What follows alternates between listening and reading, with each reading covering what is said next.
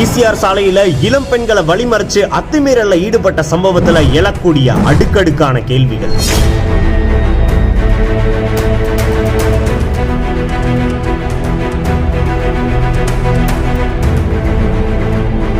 கேள்வி 1. Police investigate பண்ணிட்டு இருக்காங்க.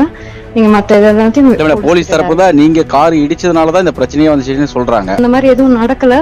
இது வந்து சிசிடிவி கேமரால நீங்க அந்த மாதிரி இருந்ததுன்னா நீங்க இன்வெஸ்டிகேட் பண்ணுங்க. அந்த ரோடு ஃபுல்லா சிசிடிவி கேமரா இருக்கு. திமுக கொடி கட்டிய காரை இடிச்சதா புகார் அளிச்ச இளம்பெண்கள் மேல காவல்துறையினர் உண்மைக்கு மாறான குற்றச்சாட்டை சுமத்தியது ஏன்? காவல்துறையினர் மாத்தி பேசுறதோட பின்னணியில இருக்கக்கூடிய அந்த சார் யாரு?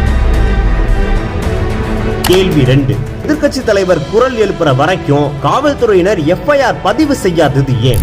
எதிர்கட்சி தலைவர் புகார் அளிச்ச பெண்ணோட விவரங்களை வெளியிட கூடாது அப்படின்னு குறிப்பிட்டு சொன்ன பிறகு புகார் அளிச்ச பெண்களோட விவரங்களை வெளியிட்ட அல்லது வெளியிட சொன்ன அந்த சார் யாரு?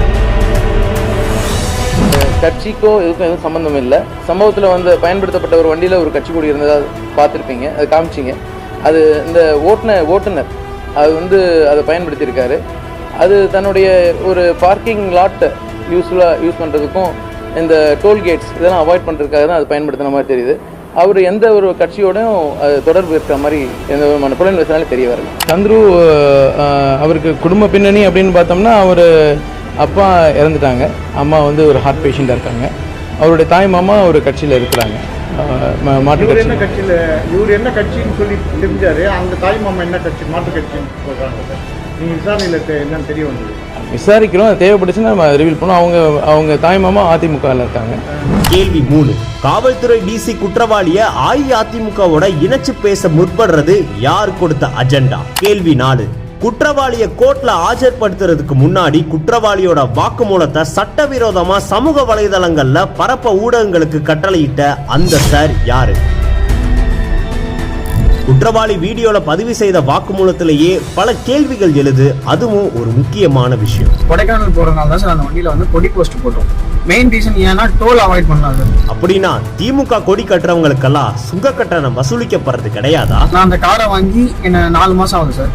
அனிஷன்றவர்கிட்ட இருந்து வாங்கினேன். வண்டியை வந்து கொஞ்சம் அதை ரெடி பண்ணிட்டு நான் வித்து உங்களுக்கு நல்ல ரேட்டுக்கு தரேன். சரி செய்து கொடுக்க எடுத்த காரை இவர் தன்னோட சொந்த பயன்பாட்டுக்கு ஏன் பயன்படுத்தணும்? கொடைக்கானல் போவோம் பிப்ரவரி மாதம் லவர்ஸ் டே அதுக்கு முன்னாடி நம்ம எல்லாம் கொடைக்கானல் போவோம்.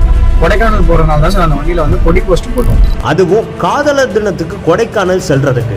அப்படின்னாலும் காதலர் தினம் பிப்ரவரி 14, சம்பவம் நடந்ததோ ஜனவரி கடைசி வாரத்துல. கொடைக்கானல் டூருக்கு தான் கொடி கட்டுனாங்க அப்படின்னா 15 நாட்களுக்கு முன்னாடியே ஏன் அந்த கொடியை கட்டணும்?